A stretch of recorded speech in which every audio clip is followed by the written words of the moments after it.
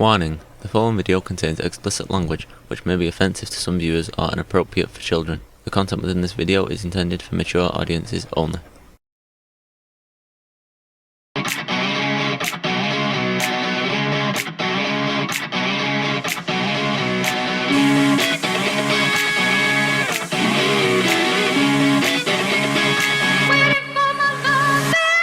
We crossed the border into Canada and we meet with Coach, well, we're going to call him a coach today, Coach Sim, the king of JUCO. What's up, man?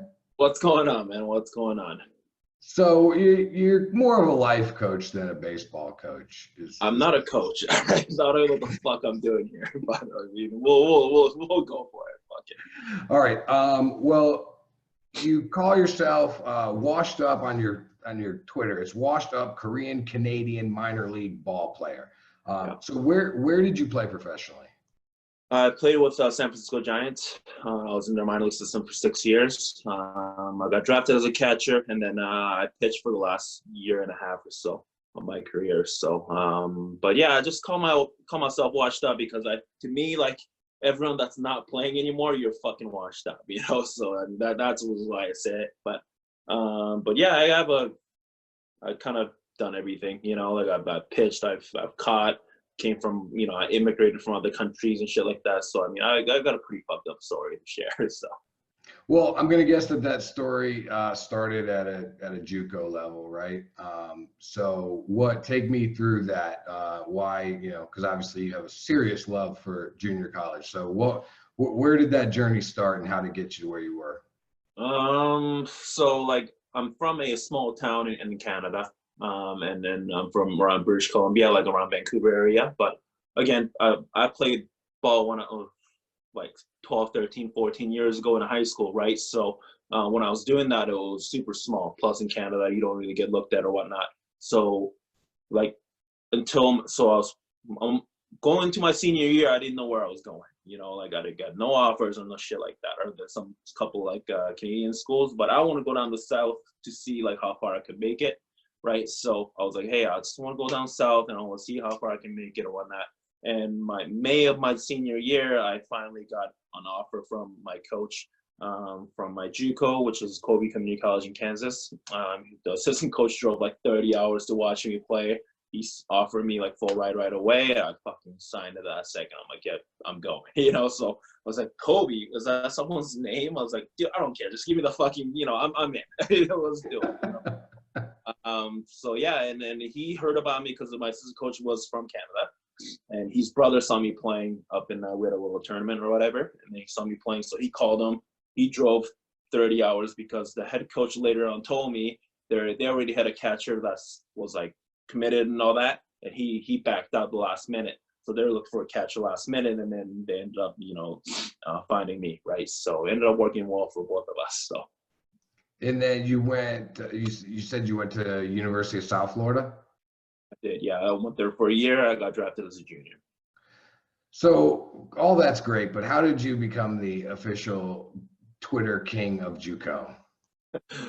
It's just, I don't know how fucking official it could be, but yeah, it just, you know, like when I first joined Twitter, which was like 3 years ago or whatnot, it's just bunch of people talking about D1, just like everyone fucking D1. It still is, you know. I mean, and D1's great. I've been there, I've done it, you know. D1's fantastic and all, but it just there's no love for JUCO. It just felt like, you know, like you go to JUCO if you had shitty grades or if you fucking, you know, smoke pot and just got the pot, or it's just some stupid shit, you know. I'm like, well, for me, like, even though it was my only choice, but I mean, I went there and then. To me, those was 2 of the greatest years of my life because, I mean, it really shaped me to be who I am now. And also, like, you know, you go through a lot more shit, you know, when you're in JUCO, right? Because you don't have much. I mean, I was living in a fucking little closet paying $50 a month, you know, because I want to save money because I didn't have money, you know. So it's just shit like that. And you don't have all the stuff that you D1 guys have. Like, we had to pay for our gear. You know, we had academic year and we had to pay for all that. Like, so we had to do like fundraising, you know, whatever we took to make that happen, right? So, and that's why I'm a huge advocate on that because to me, an 18-year-old needs to go somewhere that's out of your parents' touch. You know, it has to be fucking, you know, you gotta start like fresh, but like somewhere shitty, you know, so that's sort of you grow from it. You know, you don't get everything handed out to you, and then you know, and then what's the point? You're not growing, you know. So go somewhere that you can grow. Go somewhere that you have to fucking find ways to adapt, get better, and fucking that's gonna make you a better player, in my opinion. LFG. That's right. So what is the term JUCO bandit? Where does that come from? I've just been saying it. So I've seen some people say it or whatever, like JUCO bandits or whatever. Because I mean, JUCO, I mean, we're like fucking bandits, you know. We don't, we're fucking like the degenerates, you know. It's just like one of those. So I was like, you know, let's do it. So I started saying JUCO bandits a lot, and then people like it. So a lot of people are saying it, which is cool. So did you coin that term? No, I don't know. I've seen some people use it before. But oh, I'm a JUCO bandit. I'm not sure if the school was called bandits. I don't know, but I've seen them. I'm like, ah, fuck, that sounds like something degenerates would like, you know. So I was like, oh, let's use that. So I mean, you've taken on, you know, as much as you joke on Twitter and we laugh here and stuff, you really have taken on a role, a leadership role in the JUCO world, you know, and promoting what it is there. I mean, do you see that? Do you feel at this point now, 3 years in and so many followers, that you have a responsibility to that, you know, to the JUCO game? I wouldn't call it as far as responsibility, but I mean, I do get like a shit ton of DMs and messages from current JUCOs or even past JUCOs that are pros now. You know, they're like, hey, like, thanks for doing it, and I'm like, hey, yeah, you're welcome. I mean, I'm just saying whatever the fuck I want to, you know. But I mean, yeah, no, I think JUCO needs to get the recognition. Like, again, I played JUCO, I played D1. I played against some of the D1 teams that would get waxed by some of the JUCO teams, including my school, you know, and we're decent too. But what I'm saying is, like, there's a huge, you know, especially the high school kids and the parents, they don't get it because they've never seen it. They just hear D1, JUCO. Obviously, they're gonna choose D1, you know, like, but they think D1's all great. You know, all 300 D1s will fucking beat the shit out of JUCO. That's not true.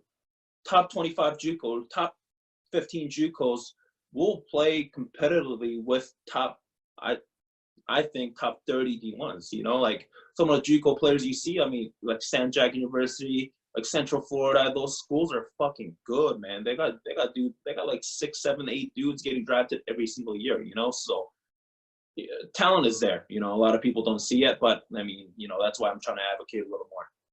Yeah, I'm from Florida, and watching baseball there, like I've said for a long time now, the kids would say like, oh, I'm gonna go, you know, if I can't go D1, I'll just go to a junior college in Florida. And I'm like, you realize that that's just as hard, pretty much. Like, it's basically the first level of professional baseball is what I think at the good junior colleges.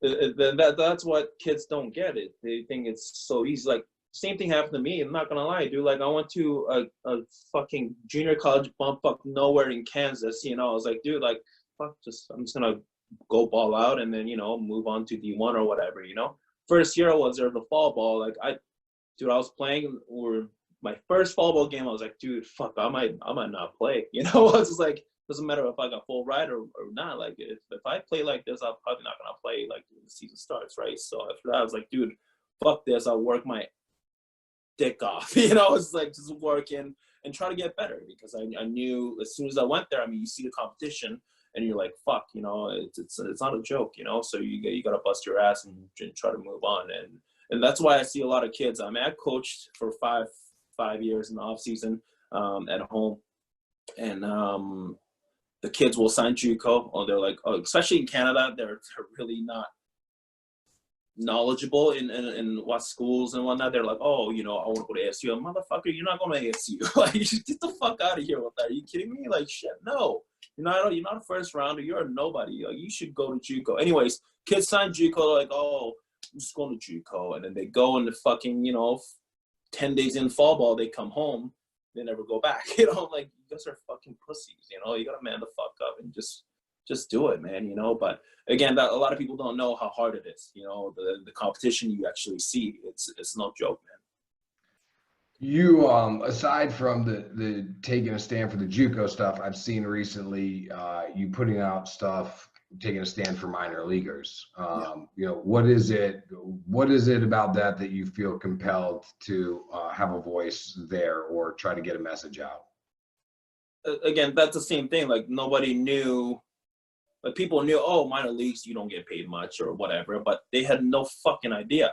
They had no idea our paycheck was $420, you know, for 5 paychecks and you're done. Like I literally made 1 year, my full season, my first full season, I went to spring training without pay, which is a month.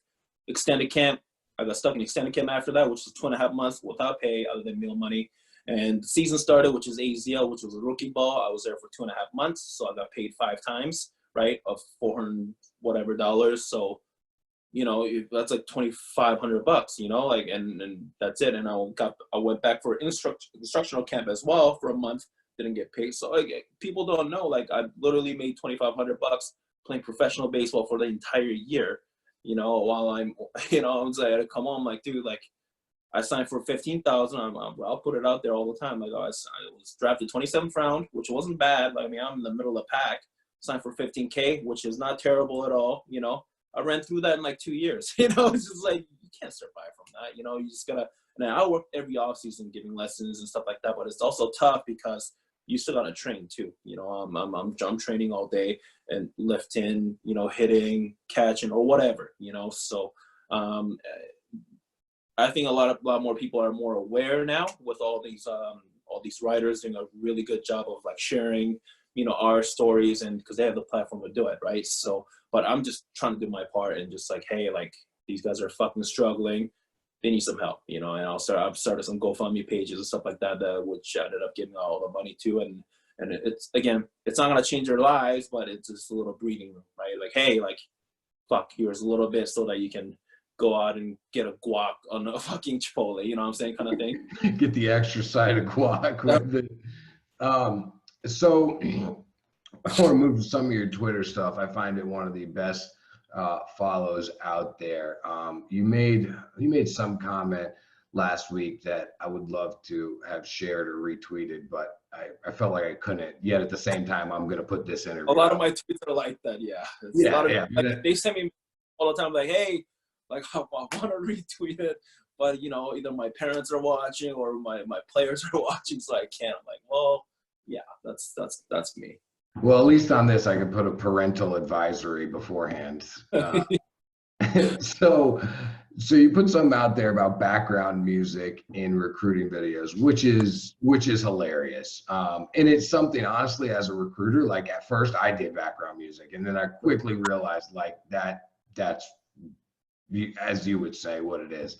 Yeah. What are some of the things that you see players doing or things out there on Twitter for recruiting that piss you off the most?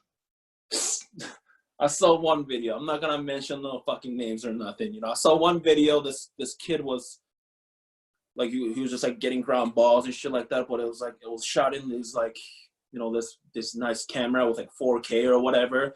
Got like super slick, like slow-mo, getting ground ball. I'm like, motherfucker, you don't need to do that. Like, what are you doing?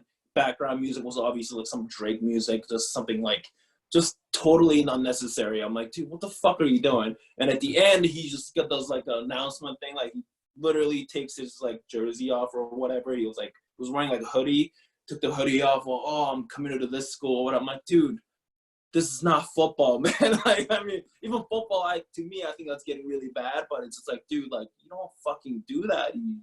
What are you doing?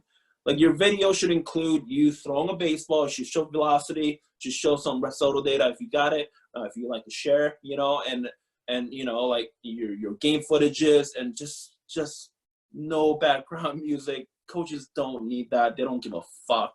You know, you can have the most gangster music playing, but if you throw fucking 75, do you think he's gonna sign you? No. If you throw 95, there's no background music. That's what it should be, you know. So I just don't get it.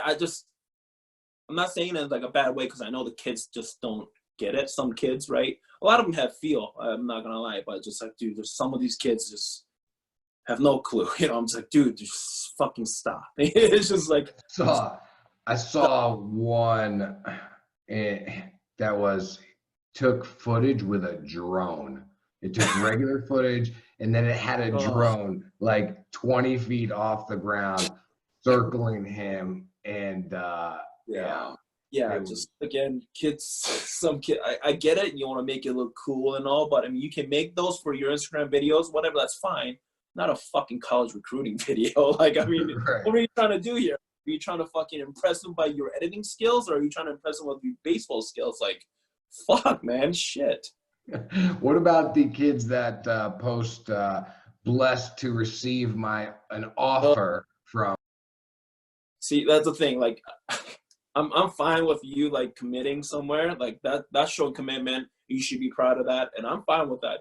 And all these fucking kids tweet about it. Oh, blessed, you know, thank God, or thank your family, or whatever. You probably don't even talk to your mom because you're a piece of shit. But I mean, that's fine. But it's just like, dude, like you can pin tweet. That's fine. You committed there. You deserve it, you know. And you're showing commitment. You're showing responsibility. Getting an offer is not a commitment. No, that you don't tweet out every offer you fucking get. Like that to me was outrageous. I saw some kid do it. I'm like, I don't want to, like, I try not to blast kids. I try to blast fucking, you know, like grown-ups, you know, on Twitter. But it's like, dude, like, you fucking kidding me? You're going to tweet out your offer? Like, no, you have literally committed nothing. The school has committed nothing to you. They're giving you an offer. They're being generous. And that doesn't mean you got to fucking tweet out, oh, thank my family, thank God. I'm like, shut the fuck up, dude. You shut up, dude. Just stop. Well, you're still pretty good. What the hell are you still trying for? I mean, I saw you throwing 90 the other day. Yeah, I just fuck around, dude. Like I have no desire to play anymore. Like a bunch of fucking, like, you know, men's league team and shit like that, they hit me up. Hey, you want to play? I'm like, no, dude. Like, I don't want to fucking play. Like, I don't. What? It gives me no joy to go to a men's league team and show them up. It just gives me no joy. I just want to fucking throw gas because I think I can, and I love doing it. I love the process of it too. It's just like, you know, when you're fucking stuck in, you're like, dude, what the fuck? What the fuck? What the fuck? And one day you're like, boom, I hit 90. I was like, got fired up. That moment, you know, like I enjoy that. I enjoy the whole process, right? So I do it. And plus, I mean, right now my body's like a dumpster fire, you know, but I mean, I do have the skill set. I'm strong, you know, I'm still strong, and I have the skill set. Why not? For me, like, I treat it as like a workout, you know. So some people go to the gym, and even though I still do that because I lift heavy weights because I'm not a bitch, you know, I still go and throw and hit as hard as I can. I enjoy doing that. I fucking What's the deal with the concrete gyms right now? Dude, it's pretty badass, dude. Where did that come from? I just saw a bunch of kids doing like 10 push-up challenges on Instagram. I was like, dude, what the fuck are you guys doing? Like, dude, that's not gonna get you better. So I was searching on YouTube, and I saw some dude making a bunch of concrete weights. I'm like, dude, I'm gonna fucking do that. I tried it first day, and then it worked great. Obviously, I had some many trial and errors and whatnot, but worked great. I'm like, dude, I'm gonna build my own fucking gym. So I did that, and I got 8 plates now, eight 45-pound plates, and a bar and a squat rack, homemade squat rack. So works out fine. What is it? What do you actually do for income? I have a full-time job. I'm a bar manager. I run a bar in Canada right now. Right now we're shut down, obviously, during Corona. But I run a bar. That's my full-time job, which I usually work. I work basically almost every day because it's my family business as well. And I'm there, you know, a couple times a day, like usually for like morning and a little bit of lunch rush, help them out. And then for dinner rush, I'll go back, make sure everything's okay, make sure everything's, you know, like we're not, because we get pretty busy for rushes. So, and I'll do that. I'll do all the hiring. I'll do all the firing. I'll do all the scheduling. I do liquor ordering, all that shit, you know. So I wonder give me a good story of you firing somebody. I mean, that should be interesting. I don't want to share that. Okay. I won't make you do it. My dad owned bar. I mean, dude, I love doing this because I love running a bar and fuck. I mean, you're running a bar, you know, like, so there's booze available all the time. Like, it's not like I'm drinking them, but I get stuff sent to me for free all the time from like beer reps and shit like that. I mean, what more can I ask for? I love drinking. I love throwing. I love hitting. I love lifting heavy. I'm doing all of them, you know, so You're right. living the life, man. My dad actually owned bars his whole life. I grew up in that business, but I just finding bags of cocaine at the age of 7, 8 Yeah. years old was like, what's Yeah. this, Dad? And growing up in it, I was like, nah, I don't think this is what I want. So speaking of bars, I don't know if you're really drinking the whole handle or if this is great editing, but I do see some videos of you drinking rather heavily and then participating in baseball activities and putting up excellent metrics. So which one of those under the influence activities and metrics are you most proud of? When I do those, I get fucking tagged, dude. It's fucking great. But I don't know. I've done a few. I've done one that I took like shots of tequila, and I try to hit 100-mile-an-hour exit velo. I only got up to like 98. I drank, I think, 6 shots or 7 shots within obviously like 15 minutes. I was fucking drunk, man. I was like, oh fuck. I barely got home after that. And then I did a power hour for a challenge as well. So power, you know what power hour is. Every minute it like rings or whatever, you fucking drink a shot. But I did that, like I did beer. I'm not gonna drink 60 shots of tequila. I'm gonna die. So I did it with beer. I did like 3 or 4 shots within the 60 shots of like, you know, whiskey and shit like that. I got fucking tanked after that, dude. After that, I did a pull down. I fucking pulled down. My arm was hurting so bad, man. I think that's I think I saw that one, and I'm thinking of the exit velo one also. I get doing those. So it's pretty fun. You also like to do things that inflict pain upon yourself. I think one of the first ones I saw was, what was it, like icing your arm and then doing pull downs, like icing your arm for 15 and then minutes. I iced my arm for 20 minutes and I just grabbed the ball and threw it as hard as I could, pull down style. What was the pull down? What did it come in at? I actually got up to like 82 or something like that, which was pretty, 78 or 82 or something like that. It was pretty impressive. Hurt like a fuck, but I mean, it was impressive. Well, you're also chucking watermelons and cantaloupes and shit. So what is the motivation behind doing that stuff? Is it Twitter and YouTube views? I mean, I saw you got a YouTube channel. Like what exactly are you doing? Yeah, a lot of it comes from Twitter, like the fruit throwing challenge I saw. So there's one tweet that just blew up. It had like 100,000 likes or whatever. This dude was like saying, oh, he had a picture of an avocado. He's like, I could throw this 400 miles or some shit. I'm like, motherfucker, let's actually try this. All right. So I grabbed like 20 different fruits and then vegetables, like, you know, apples, avocado, grapes, fucking banana, pineapple, cantaloupe, you know, a bunch of shit, onions and shit like that too. And then I threw 20 different fruits and veggies. I did as hard as I could. Like I just warmed up regular throwing baseballs, and after that I just grabbed everything from light to heavy and threw as hard as I could and tried to get some readings off them. Some I didn't get, like the pineapple, like I didn't get a reading on that. It's just heavy as fuck. Like it barely flew, you know. But it was fun. And actually, the guy that tweeted that, he sent me a message. He's like, "Oh, dude, it's so sick," and he actually RT'd and shit like that. So it's kind of cool. But which one have you done that has hurt the most? And have you ever caused yourself like a legitimate injury? Yeah, no. After I did the kettlebell, I really thought I really thought I needed TJ for sure. Like, so funny story, because I did it at Driveline. I went there for their pro day. And then we're like, oh, dude, let's do a kettlebell pull down. Like, fuck, me and Joe Marsh, fucking, we just went and pulled out a kettlebell 3 times each. You know, after that, like, I was like, oh, it should be okay. And then I got home and I slept, got up, and then I couldn't wipe my abs. I couldn't fucking reach shampoo. Like, I couldn't do any of that shit. You know, I was like, oh, fuck, this is bad. So I didn't throw for like a month, grabbed the ball, try to throw, so much pain. I'm like, dude, I'm done. I don't think I'm gonna throw anymore. And then recently, like 3 weeks ago, I started throwing again, because that happened in like January. And then yeah, like I started throwing like 3 weeks ago, and then I felt okay, so I kept on throwing. So yeah. What's your favorite Twitter account to follow? fuck. I mean, I don't really follow too many people, but Pitching Ninja is definitely up there because he gives me something like, like some baseball content every day, and he's got some good shit. Plus, he's been doing a lot of KBO stuff. And talking about KBO, there's a guy named My KBO.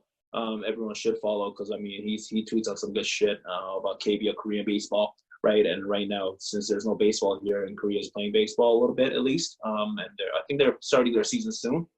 So those two are probably one of my favorites, and then yeah, that's about it. Which one do you hate the most? But you don't block it because you love hating it. I just hate a lot of people, like in overall. Like I just hate everybody. Like it's just whenever they say dumb shit, I'm like, I hate you. I fucking hate you. I usually don't like I block people, but I don't like block. If they're just saying dumb shit, I don't really block them. If they're trolling, I block them, but I just basically hate everybody. To me, like a lot of them don't know how to tweet. Like, I mean, dude, how do you not know Twitter? Like it's 2020, like fucking you suck. Your account sucks. Like, it's like, dude, be better. Like, fuck. Like it's not that hard, shit. What makes a good Twitter account? Don't say dumb shit. Just say stuff that's original. Say stuff that you believe in or whatever.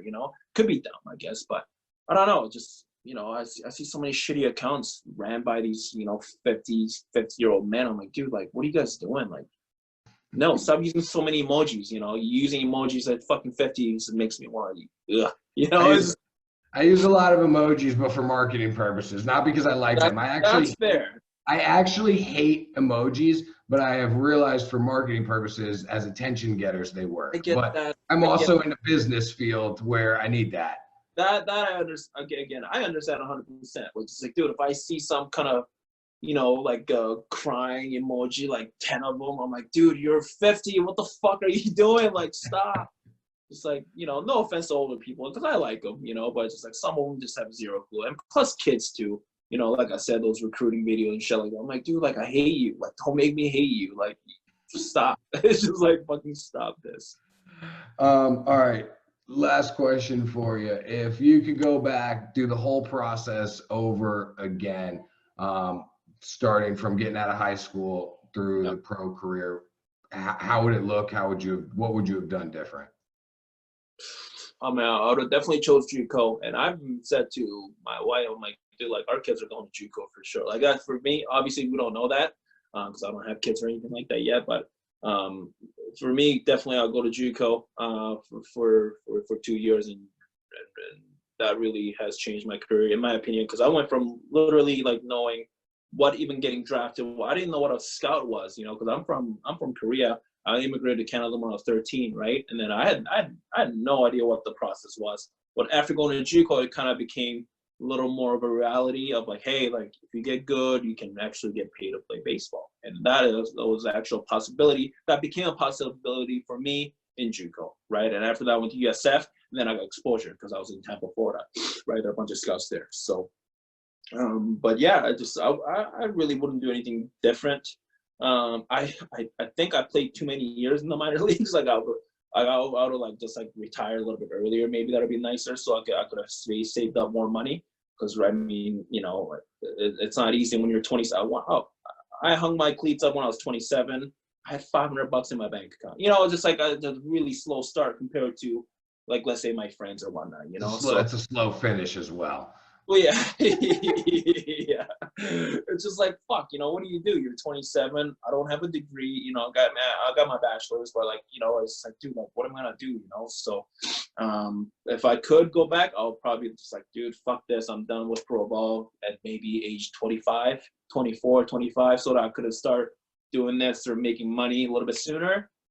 But again, I also don't regret that because I mean, my years in pro ball has really benefited me in ways of experience and knowing people and learning how to deal with people as well, right? So I mean, I really don't regret it. I know, and people say, "Oh, failed minor leaguer." I don't care. I don't care if you say that or not, because you're right. I didn't make it, so you are 100% right. At the same time, would I trade any of my 6 years to anything that you've done? Probably not. So I was like, I wouldn't do that. I'm just but you played pro ball. That's definitely not failing. Doesn't no.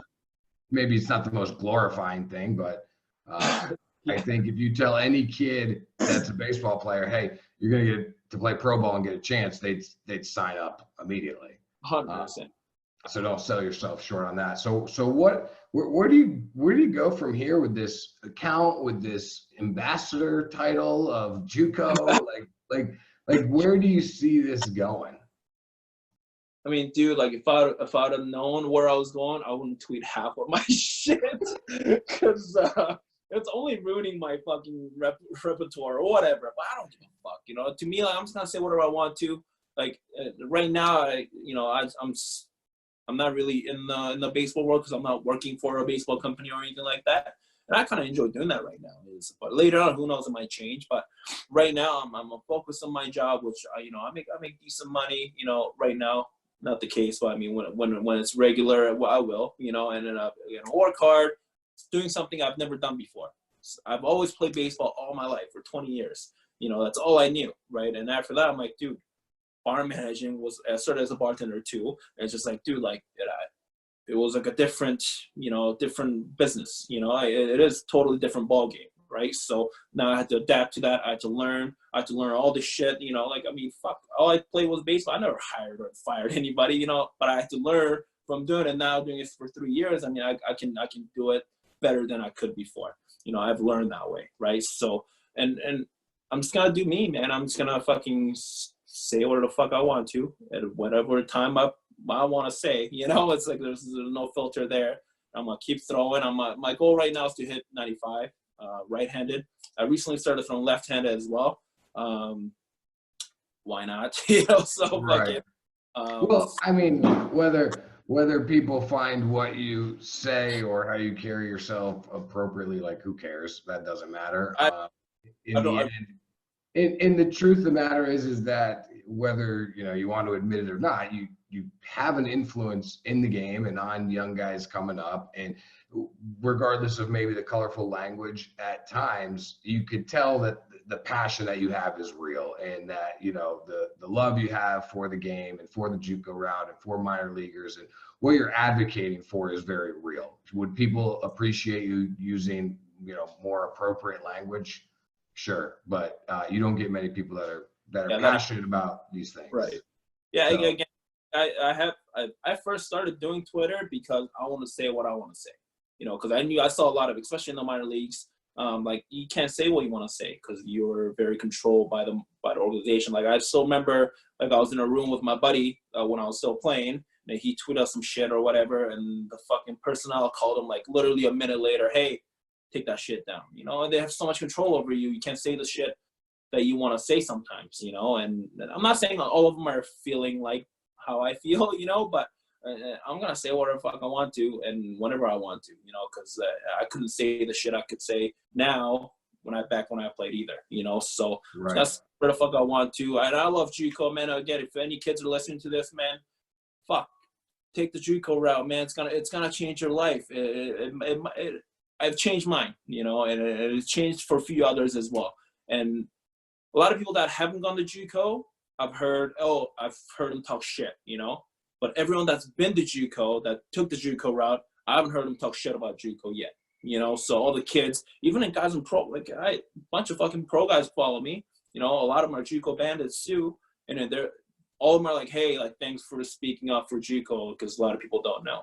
You know, so if you take that route, like it's gonna change your life, and it's gonna be a positive influence rather than negative. And then people just need to change our mindset of how JUCO's here and D1's here. No, the fuck it isn't. You know, you're an idiot. You know, do some research. It's 2020. Doesn't matter what fucking school you. It doesn't matter if you go to D3. Guys get D3 get drafted now. Why? Because if you go somewhere to develop, right? If you throw a fucking 97 in D3, you're gonna get drafted. It's just the way it is. It's been done, you know. And if you hit jacks or whatever, you know, you're gonna get your chance, you know. So 2020, man, fuck. Doesn't matter where you go. It's about how you develop. If you're gonna play, first of all, you gotta fucking play. You gotta get that playing time. And second, are you gonna develop? Are you gonna be a better player? Are you gonna go to D1, sit on the bench for 3 years, and finally get some playing time as junior, and get fucking play 25 games and then be done with? Or are you going to go to JUCO, get a starting job right away, or or fight for it and then fucking earn that spot and get that playing time, get 250 at bats. You know, I even saw a bunch of your videos as well, and they're Division I coaches that are advocating for JUCO guys. I saw your one of your videos. I'm like, yeah, because I mean, the coaches know, you know, the guys coming from JUCO has something else, something a little more like, hey, it's just like a grind. You know, they get it, you know, because they've had nothing. You know, I remember my first day in D1, it's like, dude, like I had everything, you know, like, but I took it, I was like so thankful. I remember we got Chipotle catering one day. I was like, dude, what the fuck is this? All of my boys, we had like maybe 1 or 2 JUCO guys, so nobody else knew. Everyone was like, you know, came from high school, you know, they got they're like, what the fuck are you talking about? I'm like, dude, this is fucking unreal. You know, it's like, Chipotle, are you fucking kidding me? Like, catered to a fucking locker room? Are you fucking kidding me? Like, because we never got that in JUCO. Like, I was getting these bag fucking sandwiches that had a slice of bread, piece of fucking processed cheese, no meat one day because they forgot or whatever, and a fucking slice of bread. Like, that's all I had, you know? So you kind of take everything as like, you don't take things for granted, per se. Right. Well, look, man, when I hit you up and I wanted to do this, it was more of, hey, let me find some Twitter personalities and just have fun with it, you know, and sitting here and talking more and getting into stuff. I mean, I'm definitely going to have to put a parental advisory on this beforehand, but the truth of the matter is you are a legitimate baseball guy. The passion, what you're saying is right. And it's good stuff. And I think there's a lot of stuff in here that's, believe it or not, educational for guys. So if their parents will let them listen, then there's some things. That'll be up to them. That'll be up to them. Yeah, but I appreciate it, man. Thanks for getting on here. Thanks for showing a different side of you, and keep doing what you're doing. It's good stuff. Appreciate it. Yeah, thanks for having me. Appreciate it. All right.